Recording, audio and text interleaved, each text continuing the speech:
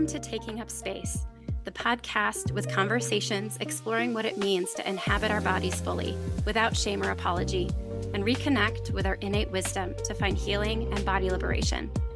I'm your host, Cassie Krajewski, a licensed clinical social worker and certified sex therapist. For over 10 years, I've worked with folks to reclaim their bodies, their inner knowing, and their lives in a world that often seeks to diminish their voices and experiences. Through personal stories, expert interviews, and candid discussions with guests, we'll unpack the societal norms and expectations that interrupt our embodiment, like trauma, oppression, illness and pain, and the social constructs of gender, race, sexuality, beauty, health, and weight. My hope is that through this podcast, we'll learn to drop into our bodies and occupy space, physically, emotionally, relationally, and intellectually, with confidence and authenticity. So join me as we challenge societal norms, explore what it means to find wholeness, and reclaim our right to take up space as an act of resistance and body liberation. While this podcast might feel therapeutic, it is not psychotherapy and doesn't constitute a therapist-client relationship. This is a good time to mention, too, that this podcast will at times use adult language, so listener discretion is advised. Hey there, welcome to another episode of Taking Up Space. Today's conversation is really special and important to me. We're talking with Sam Dylan Finch about his body story, the eating disorder he has recovered from, and the impact of intergenerational trauma and intergenerational healing. Sam Dylan Finch is a writer, content strategist, and daydreamer, leveraging the power of digital media to inspire hope and challenge stigma. Sam is a recognized and trusted voice within mental health media, having reached millions of readers worldwide after his first of many viral articles back in 2014. Since then, Sam's unique combination of lived experience and authenticity, alongside his journalistic expertise, has led to memorable culture-shifting moments across the web. His work has not only shifted attitudes around LGBTQ plus identity and neurodivergence, but also has brought compassionate and necessary depth to so many stigmatized conversations. And I think that's really evident and demonstrated in the conversation I'm going to share with you today. So as I mentioned, today's episode is going to focus on intergenerational trauma. And I thought it would be helpful before we dive into the conversation to provide a bit of a baseline around what intergenerational trauma is. So intergenerational trauma refers to the transfer of trauma from one generation to the next. It happens when the effects of trauma experienced by individuals or communities are carried forward through family or social structures, societal structures, affecting the mental, emotional, and even physical well-being of future generations. This type of trauma can show up in various ways, influencing behaviors, beliefs, coping mechanisms, and physical health. So eating disorders being one of those coping strategies, which we're going to talk about in today's episode. So for instance, if a previous generation went through significant trauma like war, genocide, forced displacement, or cultural oppression, the psychological scars from those experiences can linger and impact the behavior and mental health of their descendants. This trauma can be passed down directly through family dynamics, such as parenting styles or communication patterns, or indirectly through societal factors like discrimination, poverty, or systemic injustice that disproportionately affects certain communities. So recognizing intergenerational trauma is really critical for addressing the enduring effects of historical injustices and developing strategies for healing and resilience within affected communities.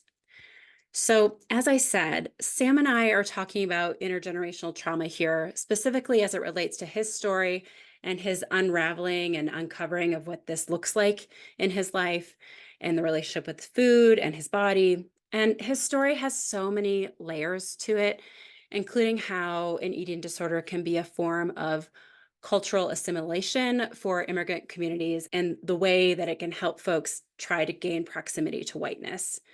So thanks so much for listening, and I really hope you enjoy my conversation with Sam. Hey, Sam, welcome to the show. I am really excited that you're here. Thank you. So, Sam, perhaps we could just start with you sharing a little bit more about who you are and what you do. Yeah, I'd say this all kind of started for me in 2014.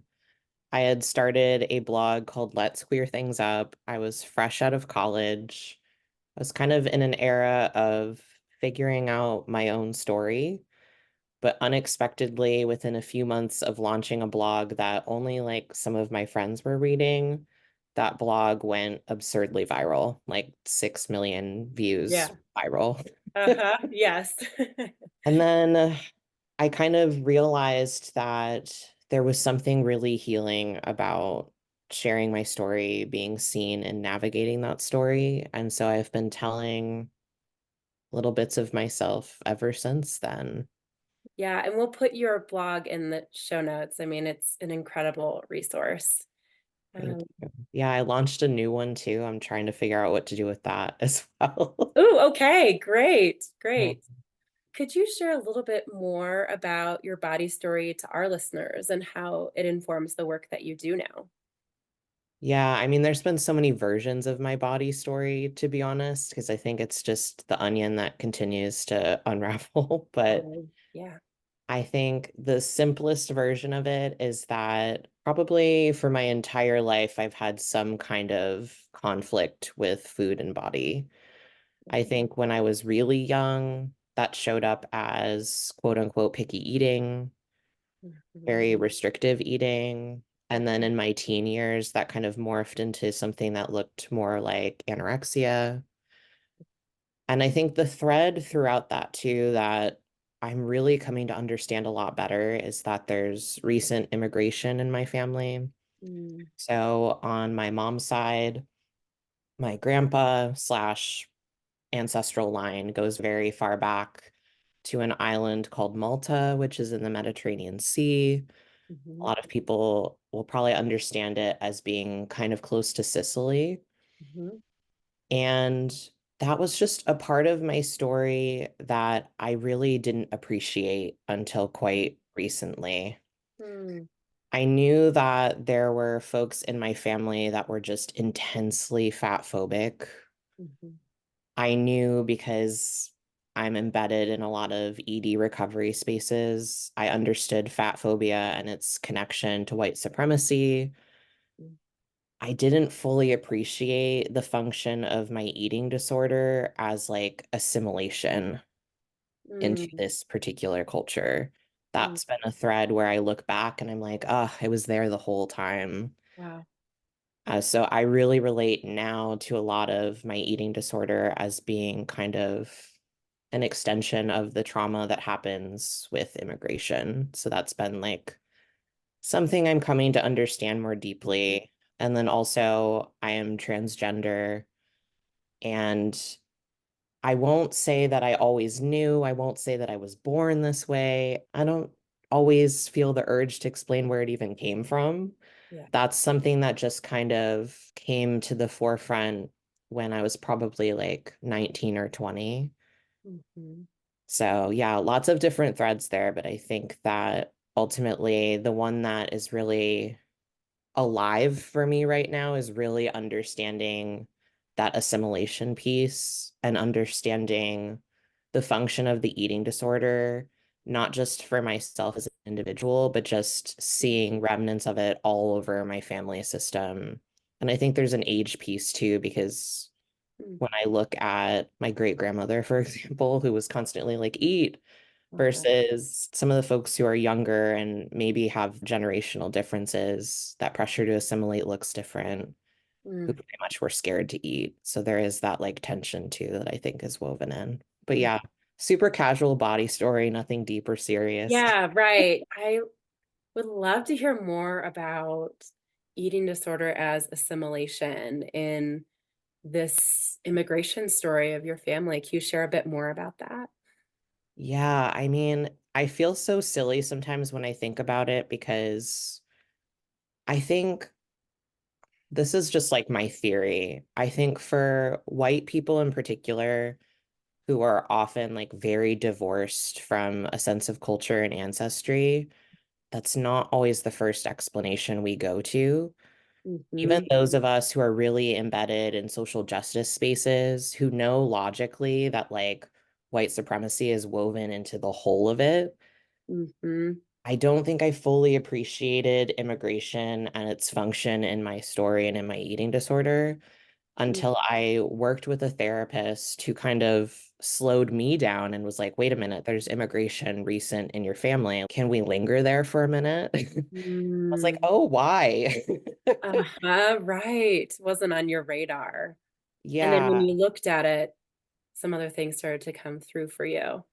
yeah. And I think it's interesting because Malta as a place is like really hard to understand, at least from my perspective, because growing up, I was in this big Maltese family, hearing the language spoken all the time, like eating the foods, being connected to the local Maltese club in Detroit.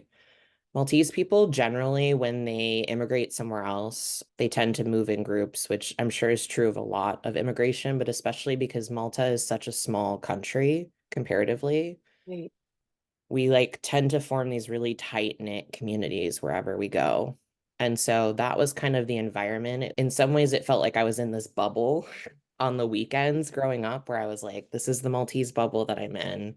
Mm. And I grew up in Livonia, Michigan, which one of its only claims to fame really is that at different points in US history, it was one of the whitest cities in the country. Yeah, right. And a Hmm. lot of my family was in Southwest Detroit when white flight happened. I mean, that's the basis Oh, of yeah. Livonia as a place. Yes. And so when Uh-huh. I look back at this family history, it's all baked in, right? Is that I have recent immigration in my family from Malta.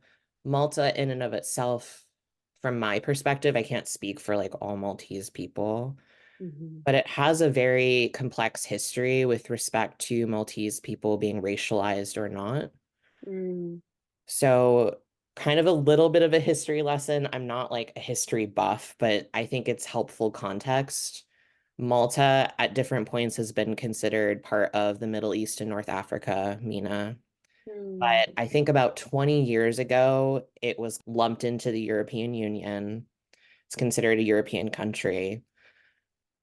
And what's interesting about Malta too is that Maltese is a Semitic language. So when most people hear it, and when most people see a Maltese person speaking Maltese, sometimes it gets associated with Arabic and Arabic speakers. Hmm. And so, in my experience, I think there's been this interesting song and dance of Maltese folks not necessarily wanting to be racialized. There's a tension there. Oh, yeah. Uh-huh. And it's interesting too because I've spoken to folks who have been to Malta like as students who were outside of like Maltese culture, who often talk about the fact that sometimes when they would speak to a Maltese person about Middle Eastern ancestry, the individual that they were speaking to would jump out of their skin. There was like this tension of not wanting to be associated with anything MENA. Like, we don't want Mhm. that. There's like a disowning that kind of happened. Mm. And obviously, you can't speak this way about every Maltese person, but there's a tension there that I think is important. And the Mm. reason I bring this up in the context of eating disorder and body story is that as I started to explore like what was at play for me, Mm. I started doing a little bit of like research into not just my family history, but Malta as a place. And I learned that, for example, one of the quote unquote jokes that are sometimes made about Maltese men is that they are short, brown, and round. And Mm. right in there is baked all of this tension around racialization, body size, Wow. masculinity. It's all baked into it. Right there. Ah. And that's at the surface. Mm.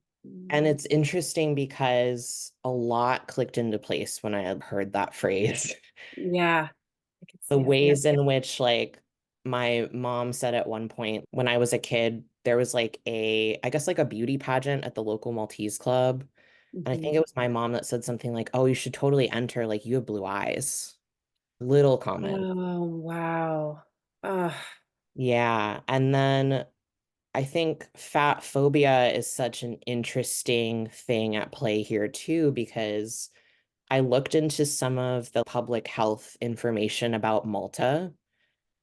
And it really says so much. There was something that I was reading where there was this individual who's not Maltese, but they're analyzing Malta as a European country. And there was this commentary. It was like, it's weird because, and I'm paraphrasing, obviously. They're like, it's weird because they're supposed to have a Mediterranean diet, but they're the fattest country in the European Union. And Uh, then speculating on why. And they were saying things like, it seems like Maltese people like don't seem to understand that being fat is bad. Oh. Whoa. And that right there, I was like, that's the whole thing for me because I can remember great grandmother being like, eat. Food is connection. Food is like what brings us all to the table. Food is culture. Food is all of these things. Mhm. And then you would have more recent generations, more quote unquote Americanized folks in my family who were terrified to eat, who were constantly warning me, don't eat too much, don't get fat, you don't want to be fat like us, like all of this kind of language. Mhm. So yeah, zooming out, I'm just like, it's all right there. Mhm. So Mhm. much of this fear of fatness, so much of even this clinging to whiteness and proximity to whiteness, all in this effort to assimilate to the US. It feels so there that it makes me kind of chuckle of like how long it took to get there. But Mhm. also, it kind of makes sense that it took a while to come into that knowing, both because I think, again, for white folks especially, we're not encouraged to do that investigation amongst ourselves. Or in some ways, I think that I've talked to a lot of white folks who will talk about their ancestry. I'm such a mutt. I have so much everywhere. And I'm like, follow the thread, though. It's interesting that it's all just quote unquote exotic, lumped together, not Mhm. examined. I feel like in a lot of ways, it makes sense that it wasn't a thread that I pulled at very much because I think I had the same kind of almost like dissociative relationship to ancestry, Mhm. where it's I knew it was there, but I think it doesn't help too that in adulthood I moved away from my family and was essentially like removed from my culture at the same time Mhm. because I was not in close proximity to like the Maltese Club and I wasn't in close proximity to Maltese people or Maltese food. And so, in a Mhm. lot of ways, there's also this like diasporic tension of like just being plucked from that. And I Mhm. think as a survival strategy too, like I had to treat that part of my identity like it wasn't important to me because I felt like I couldn't access it anymore. There are Mhm. so many layers of, it's all right there. It's just taken a long time to come home to that knowing Mhm. and to really appreciate that. And this is obvious to me on a logical level, but on a felt sense, it's very different to me now of just, yeah, the function of the eating disorder and its relationship to white supremacy.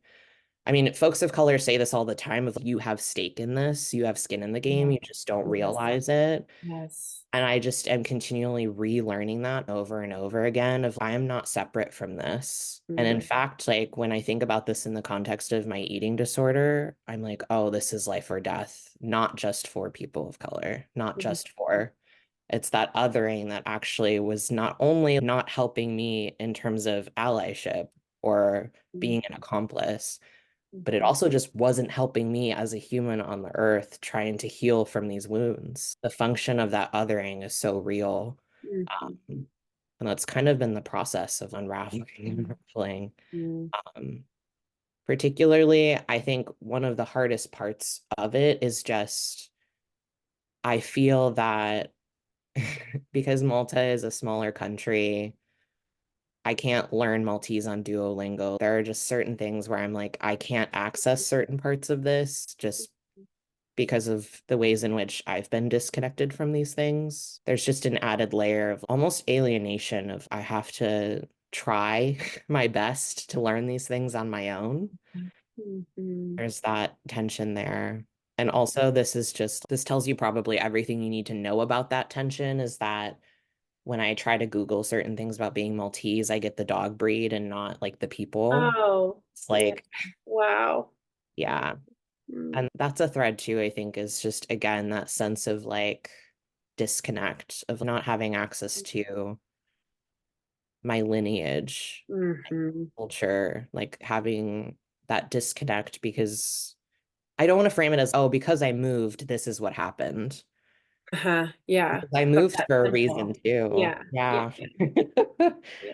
But yeah, I just think that that kind of like alienated liminal sense of to be a part of something and outside of something at the same time is Mhm. also like a piece of wrestling with this. And how much can I claim to know, or how much can I claim certain parts of this when I also feel so disconnected? This is also why I'm so grateful to have a therapist who really emphasizes like holding multicultural experiences, because she's the one who really ushered me into looking at this. Because again, I felt disconnected and almost was almost traumatic in and of itself to realize how much I had to disconnect from these parts of myself. Mm, yeah, right. I just think this is such a I love when you said follow the thread.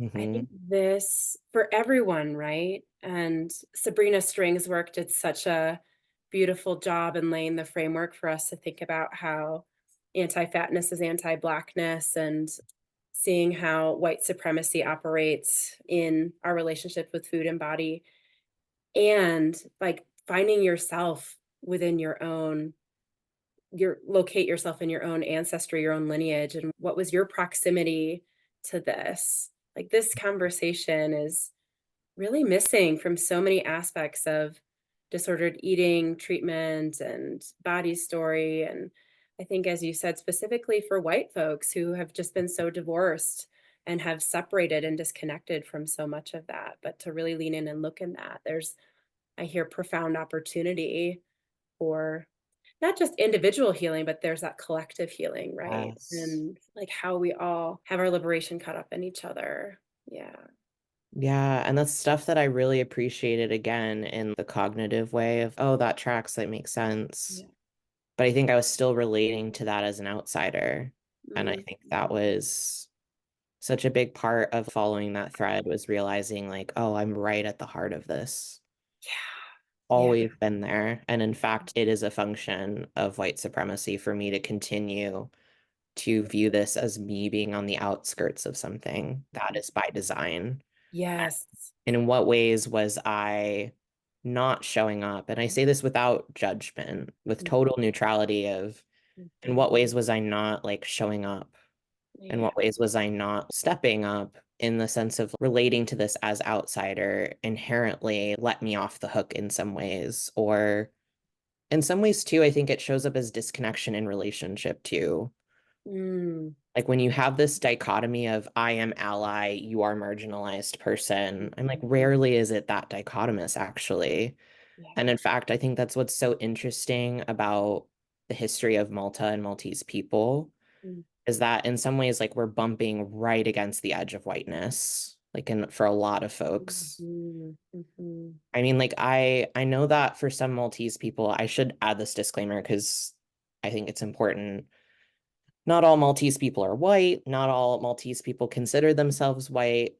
There are Maltese people who really struggle with knowing where they occupy these kinds of spaces. I personally consider myself white for a multitude of reasons, but I think the best way that I can kind of help people appreciate the distinction, at least as it exists in my experience, is that for my older brother, I have a brother who's 2 years older than me. And we've jokingly said like he got a lot of the Maltese genes, like he has the darker hair, the slightly darker complexion. But I've often told folks, I think it's interesting that when he is pulled aside at the airport, for example, which happens often, Yeah. laughs about it. I think he doesn't, and I can't speak for his experience, obviously, but as like a person who has witnessed this, I think for him when he laughs about it, it's because the situation, there's almost this idea this shouldn't be happening to me. Or Mm. like, ha, he, the wrong guy. Like there's Yeah. just not like a stake in it. There's like a disconnect from it. Mm. There's a privilege in it of like, I don't know that he's experiencing the kind of fear that other folks in that situation are experiencing based on how they've been racialized. Mhm. And Mhm. so I feel like there's a piece of this where I want to acknowledge I can't speak for all Maltese people, but I think in terms of unpacking what does whiteness even mean in this context, Yeah. I think a lot about it in terms of just stakes and fear and what's been imposed on you and the sense of threat. And I move through the world without that sense of threat, which I Mm, think is meaningful. But it's interesting because I think that Malta as a place, there's so much baked into its history, both in terms of it has been colonized and occupied over and over again as an island, as a place. And part of why Maltese is a Semitic language is because there was like Arab rule during a period of Maltese history. mhm, And what's interesting is that most of my family is from Rabat. And I didn't know for the longest time that Rabat, like as a word, is Maltese slash Arabic for suburb. It was like established when quote unquote Arab occupiers were driven out of the capital city and it became a suburb. Like that's my understanding of that history, which again, not a history buff, but as I like do my own investigating, yeah. it's been fascinating to have the story that I knew versus the history that I'm learning and putting those side by side and looking at again that like distancing from racialization, that clinging to whiteness as it functions and how the story was told versus the history that's there. And even then, trying to access that history in and of itself can be challenging when Mhm, a lot of websites I'm finding are in Maltese that I can't read and uh-huh, all of that. mhm, But yeah, I think that when I think about the ways that I show up differently now, just like in the work that I do in the world, I think it's like breaking down those dichotomies of ally versus marginalized and mm, realizing that in terms of the different stakes that we have and different struggles, like you were saying, in terms of like our liberation being bound, I understood that logically, but I'm really feeling it like on a body level mm, when I mm, look at, oh, even my own like ancestry and history and looking at like this push and pull of are we or aren't we? Who are we? What is our relationship to our history? What parts of our history do we claim? What parts of our history do we bury? All yes. baked into it. Oh, And I think it's yeah. what makes like Malta uniquely interesting to look at Mhm, because it's like a lot more at the surface than I think it is for other parts of my ancestry where mhm, that history just looks different because of powers at B, or not powers at B, powers at play, and in particular, just the repeated colonizing of this particular place. It just mhm. calls into question what does it even mean to be Maltese when it's been, Yeah, yeah, taken over infiltrated. so many times. Yeah. And yeah, it's just interesting, I think, to kind of try to sort through that. And Mhm. in some ways, to do that somewhat alone right now because of who I have access to and where Yes. people are in their own journeys and understanding these things. Mhm. Yeah, I mean, where my mind is going is in a lot of eating disorder spaces, we talk about an eating disorder as a strategy, a survival strategy. And that's really been an individual kind of process in the micro environment, which is still valid and true. And this opens it up, I think, for the broader intergenerational significance that this survival strategy has had for your lineage, for your people. And I'm curious for you as you kind of sink into your own eating disorder process and recovery, like how this knowledge has shifted things for you, whether it's in your own personal story, within your family context. I mean, what does that look like for you? I think a big part of it, I even get chills thinking about it, of just being like, this isn't mine. This Mm, didn't come from me. This didn't come from my family. This is not mine. I think reading some of the like public health, quote unquote, information that was out there about folks outside of Malta trying to understand why we eat the way that we do or why we relate to food the way that we do, it was all right there of finally appreciating and understanding. Yeah, they're convinced that Maltese people just don't get it. We just don't know that it's bad to be fat. Clearly, uh-huh. if someone just educated us, we would know. And I was just like, where have I heard that before? Yeah, yeah, right, huh. Yes. And realizing, oh, this doesn't belong to us. This was put on us. And in fact, it is clearer now when you see Malta, which at different times has been thought of as being part of MENA, now that we're a quote unquote European country. Now that's put on us, looking at that tension point of, oh, they Mhm. just don't know. They don't get that it's bad to be fat. They Mm, don't get that what they're eating is wrong. mm, And watching that in real time, really, as like a quote unquote public health campaign, when really all I can see it as is just like white supremacy in action, like really and truly. And seeing that more clearly was like both a call to action of, oh, unacceptable, mm. but also just personally healing because I could separate out what belonged to me and what didn't, what belonged to my family and what didn't. And I could look at, for example, members of my family who have really struggled in a fat body and often said things to me as a child that were quite ominous about you never want to be fat. You don't want to Uh, get like this. You don't want this, as uh, like a constant tension and warning. And I've had different stages of relating to that. Initially, I think not unlike a cycle of grief of just initially just being like, oh, why would they say that to a child? That's horrible. mhm. Then kind of coming around and being like, being in a fat body is incredibly traumatic. So of course that anxiety is spilling over all over the place. Yeah. It's kind of like that meme of the brain gradually becoming more expanded or cosmic. I've finally come around Yeah. seeing the even Uh, more present layer to this of look at where they came from and look at what's yeah. happening to how Maltese people are being told they should feel about their bodies, about food, and where that comes from. Yes. Go upstream. Yeah. Yeah. And realizing that's all inherited and realizing like where it came from for them, it's not even theirs. It's not even that they're in a fat body in the United States and that means something. It's Hmm. all those other layers. It's all of those other layers that are there.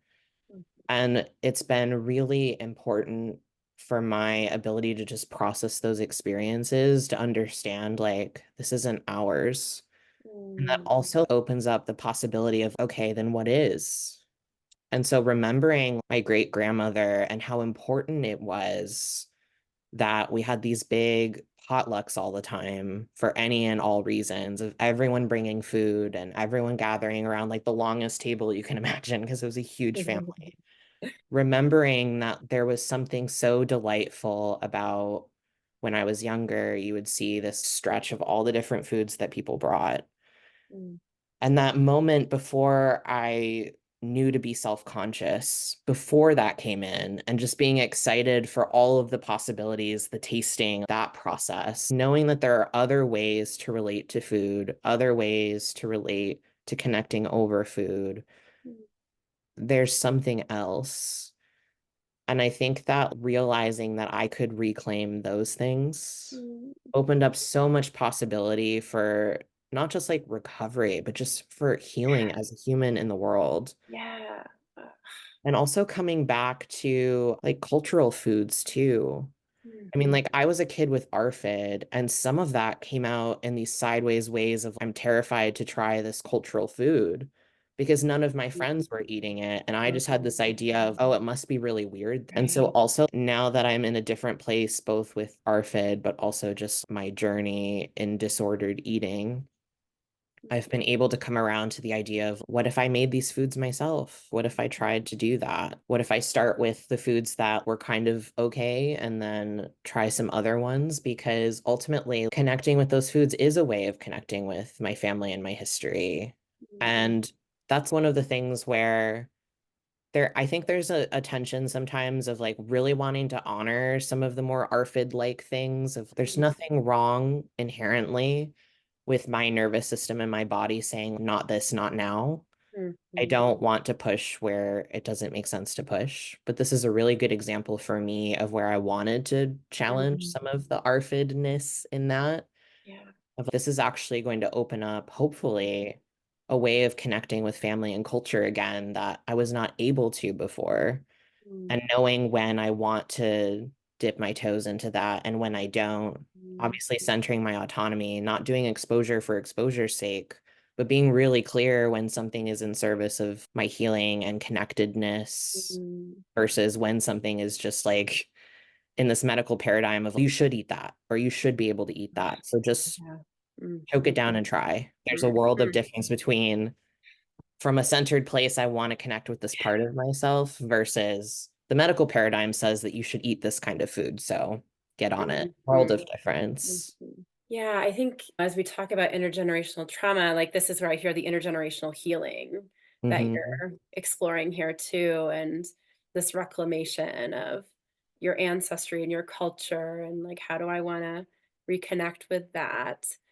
I'm curious, one of the things that you have written about is just how you've befriended your eating disorder, and I feel like this is kind of, like, right next to what we're talking about here, and I'm wondering if you could speak a little bit more to your thoughts around how you have a shift in your relationship with the eating disorder itself. Yeah, I mean, I've been through many eras of like how I relate to the eating disorder. And I think in the initial stages of just realizing I had an eating disorder, it was important to me at the time to to treat the eating disorder as this discrete other that like I needed to get rid of. I Uh-huh, think there was a function to that story.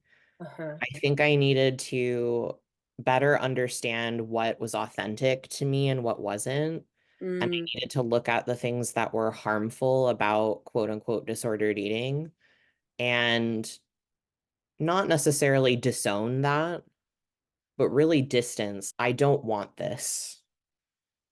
And I didn't understand for a long time that I could identify the things that I wanted to shift or change without treating them as bad. I think that was like a right, different step in the process. I think right. initially the eating disorder was Edward. The eating disorder was like Yeah. this conniving jerk Uh-huh, who uh-huh. was trying to trick me into doing things I didn't actually want to do, was like waiting in the wings for me to like fuck up in recovery so he could swoop in and bring Mhm. me back into chaos land. Oh And my gosh, I feel that so deeply. Yes. yeah, it's just the Ugh. way that it was presented to me, which was often in treatment settings, like formal treatment settings, was that like my eating disorder was an enemy that I needed to be battling, and that Mhm. it almost implied like you can't rest, you have to be constantly vigilant. This Mhm. is going to get you if you don't fight. Yeah. Mm. And in some ways, again, creating that distance between what is me and what are parts of this that I no longer want to carry into the next part of my life, like creating some spaciousness there has a function. But I think for me, it went too far because, particularly as a trauma survivor, I think the last thing I needed was to be told you need to be vigilant. Hello, that's what Totally. I was living. Totally. Yes. And Yeah. so basically telling me, oh, there's an abuser that lives in your brain, Mhm. or however it was like positioned at different points. In some ways, it just stoked this paranoia and this fear, and most importantly, a lack of self-trust.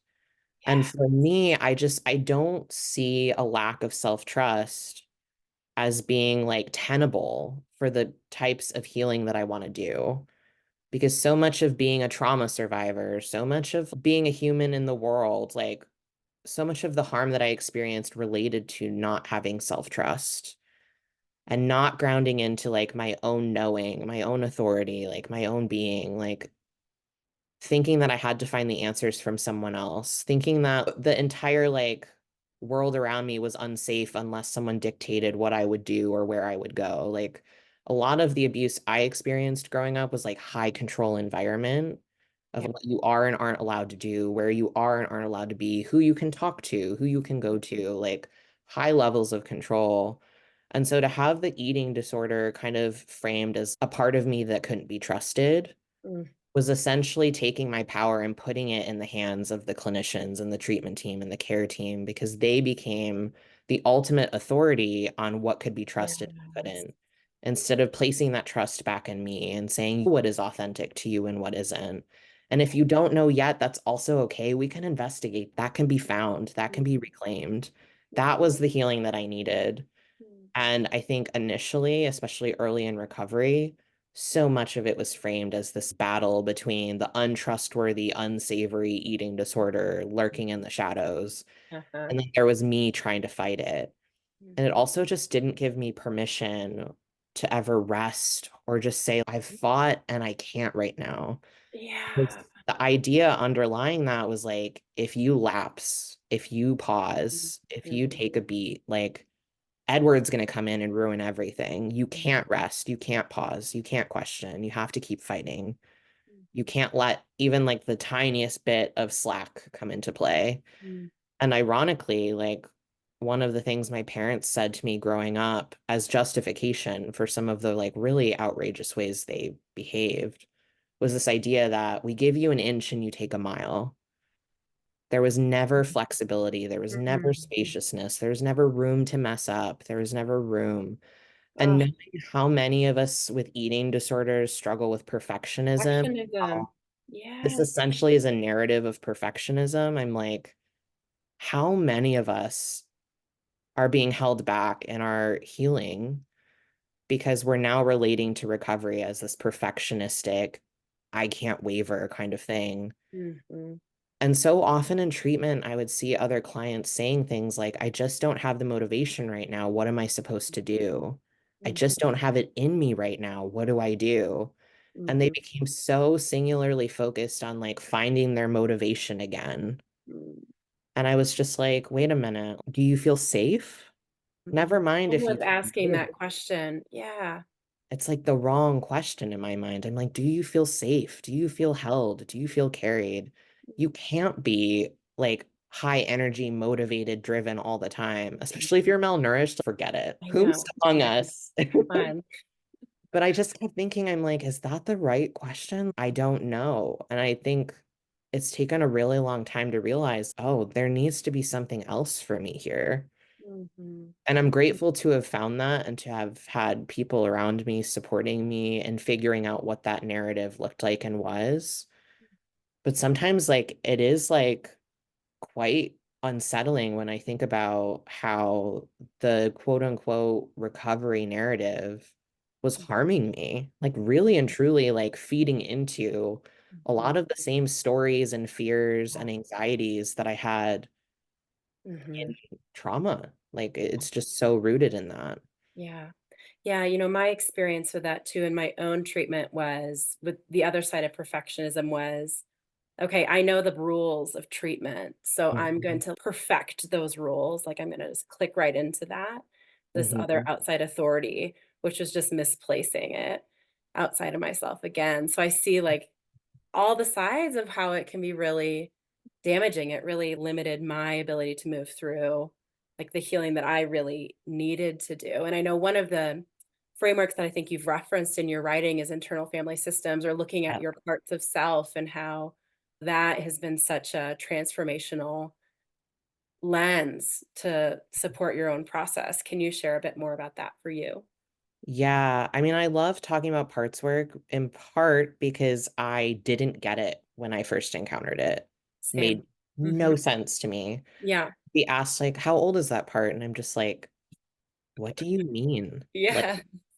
and for a while, the conclusion that I drew was like, I'm too autistic for parts work. I'm like, I'm being too literal Um, about this. That's why it's not making sense. mm, But in actuality, I think I came back around to parts work. I think some of what needed to happen for me, I did the Safe and Sound protocol, which is like a polyvagal music-based intervention, which mm, really locked in a bridge between mind and body mm. that I didn't have before. Oh, wow. That's a And really so cool parts experience. work prior to SSP was like bewildering to me. I was like, I don't understand this. Mm. After SSP, I was like showing up to therapy and I was talking about parts work without talking about parts work. Like it integrated without me even Yeah, noticing. yeah. And I remember my therapist at the time was like, we haven't done parts work. And I was like, yeah, I did that with my last therapist. And she was like, you told me you didn't like it. And I was like, yeah, I didn't. And she was like, but you're describing it to me right now. And so some of it, I realized I was like, I think some things needed to shift internally before this really sunk in for me. Like integrating what I knew was such a big struggle in my healing, and the Safe and Sound protocol was a big part of integration for me. So I never want to leave that part out because I think that I know a lot of autistic folks are like, parts work isn't for me. I take it too literally. It's too hard to understand. That may very well be true. And also, I would get curious about what parts are you getting stuck on? If Mm, you're treating it as this intellectual exercise still, mhm.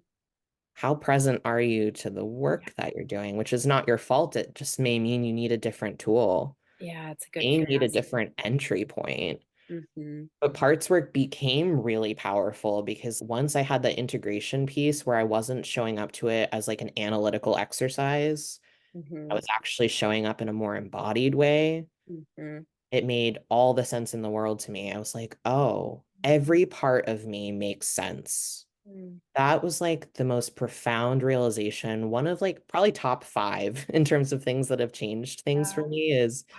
every part of you makes sense. Yeah. Because for such a long time, I was like, when I would look at instances of self-harm or Mhm. look at instances of big feelings or emotions, I always had this frame around it of, yeah, I was just being really irrational.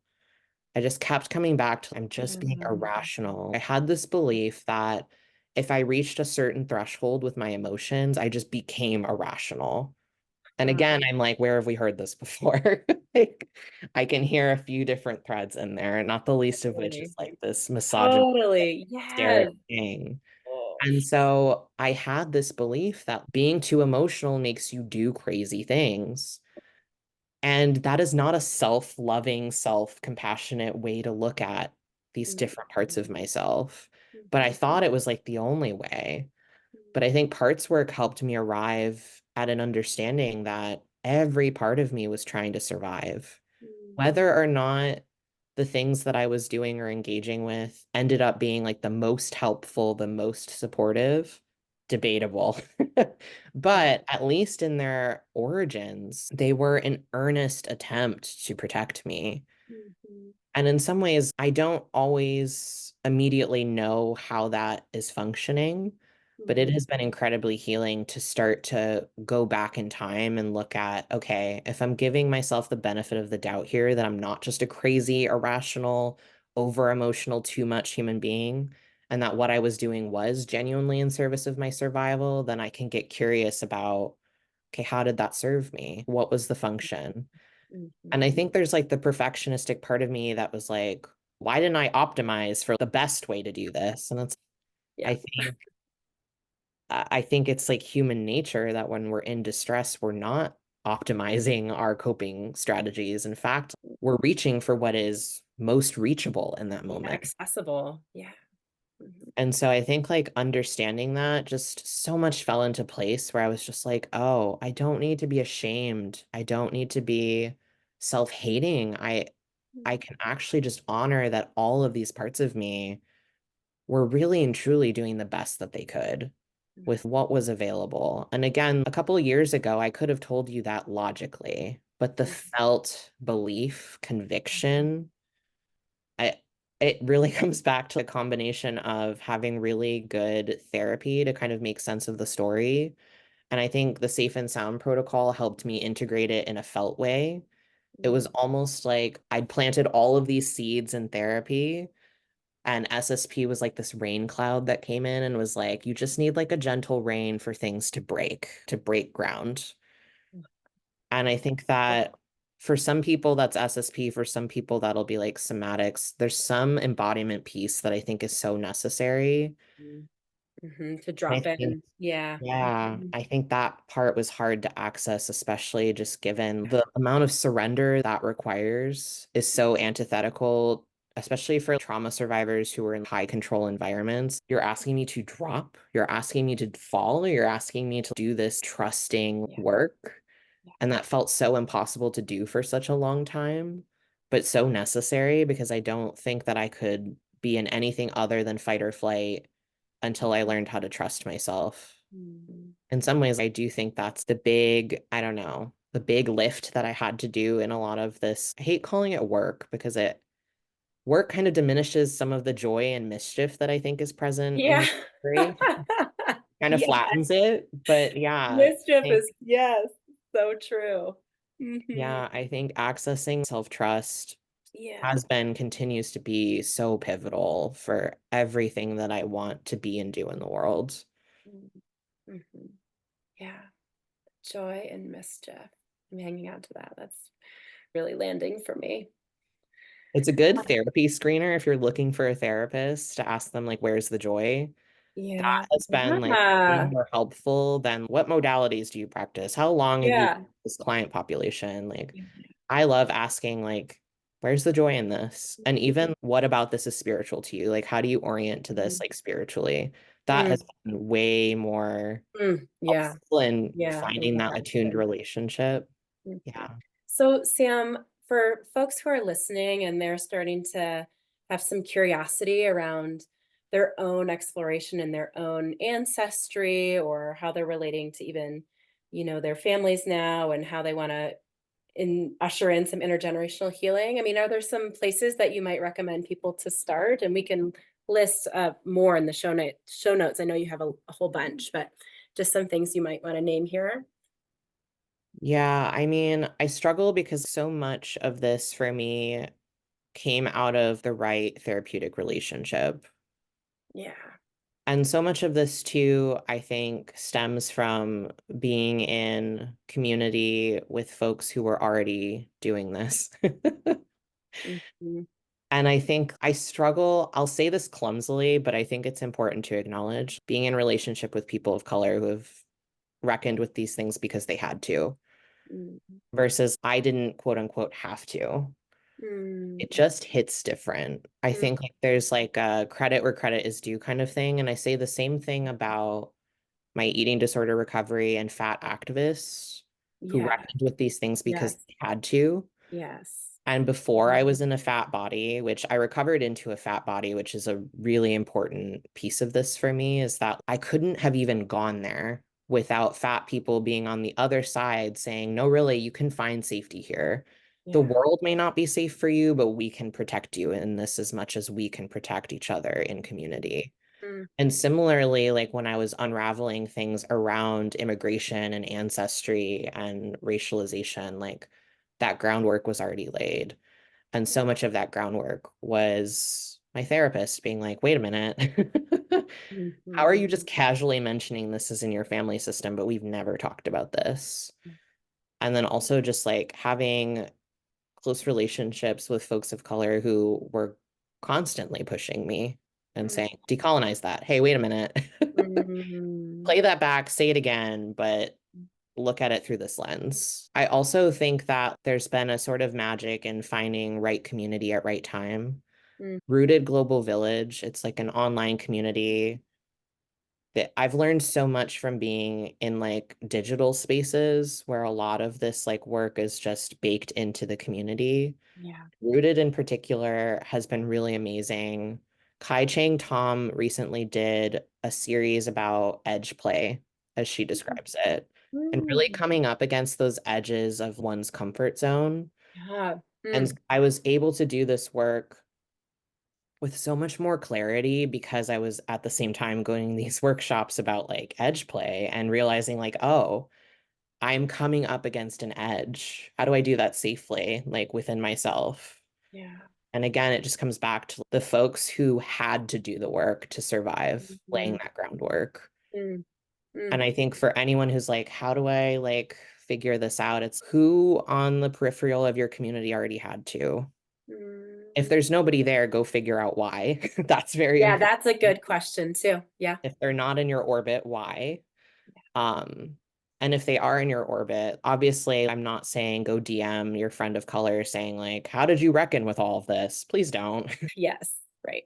Mhm, But for folks who have publicly shared pieces of their journey, for folks who have embodied the things that you're coming up against, those edges that you're looking at, that can be a really strong compass. And I think that I feel very fortunate that what started as almost the logical thing to do of I need to expose myself to like diverse perspectives.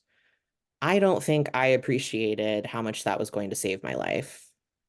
I think mm, I was viewing it through a strictly yeah. like social justice lens of Yeah. I need to educate myself. I need to show up for Um, folks. mm, I think I underestimated it mm, will save your fucking life because like the folks who have to do this to save themselves, obviously like that in and of itself makes it valuable, important. But it goes back to what you were saying earlier about if it's not all of us getting free, it's none of us. And this is exactly why. Like, I couldn't have recovered into a fat body if there hadn't been fat people saying, no, really, you can. And I couldn't have looked at not only like the parts of my ancestry that help me feel connected, but the parts that make me feel ashamed. I couldn't have taken in the whole of that without folks of color who laid the groundwork, both like in a scholarly, like theoretical way, but also in an embodied way of this is how you come right up against the edge of shame. This is how you come up right against the edge of whiteness or the edge of racialization. Like, this is how it's done. And to realize, oh, I had more of a stake in this than I really understood. And I mean, understood not just cognitively, felt sense all the way to my toes. Like, that kind of like grounding into that truth, like credit to the like communities that had to do it so that those of us who have been waffling about Yeah. trying to figure out our stake in it, Yeah. Yeah. that Mm, path is already worn mm, down. mm, That's I think the important thing, and me kind of accessing that in a respectful way was to realize, oh, there's already a path here. Why? There's yeah. already a path here. And Mhm. not just being like, oh, great, somebody already created a path. Let me like waltz through and walk it. But Uh, really appreciate, wow, this is a really worn path. Why? uh-huh. Also, why am I like at the tail end of walking this instead of being at the front? Like asking all of the like other dimensional questions to this. Mhm. Because I think there's also a risk here of, I think for white people in particular who are like coming into this, who are like, I want to know myself. Like, great. Mm, Zoom out though. What is uh, it for if both. Mhm, mhm. yeah. And I think that again, it's yeah, the path is worn. Why? And I think that has been important for me staying in my integrity when I start to look at these things, when I like follow folks on social media or I'm reading a book or an article, like really appreciating what it took for that to come into being. That knowledge being like, not just, oh, I learned this cognitively, which is, again, you can hear like the white supremacy inherent in that way of relating to it. I think that's also why with Rooted Global Village, like this is where I learned about like somatic abolitionism, which has been really huge in me kind of understanding like how do we embody politics? Mhm, mhm. Really like when I Mm, feel that path worn yeah. underneath me, not Mhm, just being like cognitively, oh, it is because marginalized folks have had to come into knowing this way because of the violence enacted on them, as if like I'm reading from a textbook. mhm, It's feeling the path, like feeling it mhm, physically and being like, what did that cost? And can mhm, you like tap into your own humanity when you understand to the limited extent that you can what that cost is? And how do you go about honoring that in a felt way, not just like a citation needed kind of way? mhm. Yeah. I mean, it makes me think about the honoring of fat ancestors that we all have, right? Whether or not we're connected in a bloodline, right? Like the folks who've gone before to tread the path and honoring that so deeply. It's beautiful. Mhm. Do you have time for one more question? Yeah. Yeah. Okay. Just wanted to check with you. What does it mean to you now to take up space? Mm. It's funny, I had an immediate answer to that, which like I love when that happens. It's not abandoning myself. Mm, And I think for a long time, I had this idea that self-abandonment was selfless, and then taking up space was selfish or mm, imposing. But I think one of the things that has really helped me kind of understand why moving away from self-abandonment is so important is like this question of presence. mm, If I've abandoned the parts of myself that make me human, desire, wanting, fear, like all of it, like when I abandon those parts of myself to kind of rehearse what I think people want from me, mm, how present am I? mm, And I think the world that we live in, which is very much on fire, like demands presence, mm, demands being in touch with everything that makes us human and mm, to not losing our humanity to these systems. mm, So, how present am I in relationship with others if I've abandoned myself? mm, So, when I think about taking up space, it's like being in touch with all that makes me human and not abandoning, suppressing, pushing, disowning parts of me that are very human. Mm, I think it's possible to show up in relationship wholeheartedly, not abandoning ourselves, and still being kind and attuned and attentive. And in fact, I feel more love and more empathy and more connection by showing up wholeheartedly than I ever did in a place of fawning and appeasement.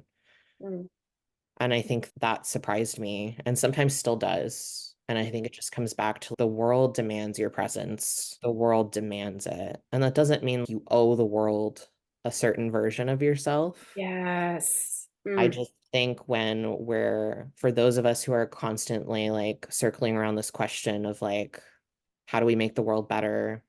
How do we show up? Like, how do we tend to the fires that continue to blaze? I have to keep reminding myself like it does require presence. mm, It does require direct contact with what makes us human. mm, And I think when we fall into narratives of like shame, or we mhm. fall into like avoidance of certain parts of I don't want to feel that, I don't want to need that, I don't want that, it becomes like really dangerous territory, I think, because we lose contact with the parts of us that are also connected to our integrity, Mm, connected to our essence, or the things of us that are true and uninjured. I think that it's dangerous to abandon ourselves in a world that really needs us to be present. mm, And I think on a spiritual level too, I'm like, even if the world didn't need me wholeheartedly, like I need me wholeheartedly. All those past versions of me that fought for me to be here need me wholeheartedly and yeah. deserve me wholeheartedly. And I think when I look at like the wounds of my parents or my family system or my ancestry, it all just comes back to that question of what did we disown? What Mhm, did we stop claiming? What did we forget? What did we push away? How do we come back into knowing? How do we come back into contact? I think that's like the essence of taking up space is like, how do we come back into knowing? And I mean, knowing with capital K. oh, yeah, yes. And Yeah. that's like a felt knowing. That's An not just, impact, yeah, right? casual stuff. Sam, I have loved this conversation. You're a bright light, and I'm so grateful to you for being here and sharing from your own story and offering that to all of us and how it will propel folks forward in their own exploration and embodiment. If folks want to find you and see what you're up to, how can they do that? Where could they do that? These days, I'm mostly on Instagram under Sam Dylan Finch. I do have the old blog, letsqueerthingsup.com. I'm not sure what I'm doing with it now. I haven't decided. There's a new blog. It's called fromabraveshore.com, where I'm posting like more of the, I guess like I'd call it maybe a little more woo than what I've historically done. Uh-huh.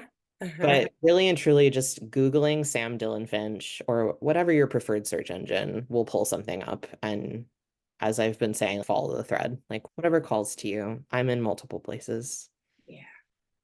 Thanks again, Sam, and to everyone listening. I hope you find your own thread and take up a little bit more space this week. Yeah, cheers to that. Thank you for listening to Taking Up Space. I hope you enjoyed today's episode and found it to be a resource for you in your own embodiment, healing, and body liberation journey. I hope you can continue the conversation with me over on social media by sharing your thoughts, offering your ideas and suggestions for future episodes, or just connecting. You can find me on Instagram at Inner Atlas Therapy. If you liked this episode and want to support the show, please subscribe, rate, and review the show in your preferred podcast platform. And share this episode with a friend. This ensures that more people can find the pod and will amplify our message of body liberation for all. If you haven't checked it out yet, I have a free Taking Up Space workbook available. This workbook will have you engage in self-reflection and embodied practices as you navigate your own journey of taking up space. You can find this free resource on my website, inneratlastherapy.com. I'll also link in the show notes some additional resources I've developed in my online shop to help you deepen into your own embodiment, healing, and body liberation work. Thanks again for being here, and until next time, I hope you join me in the resistance and find some ways to take up space this week. I'll see you next time.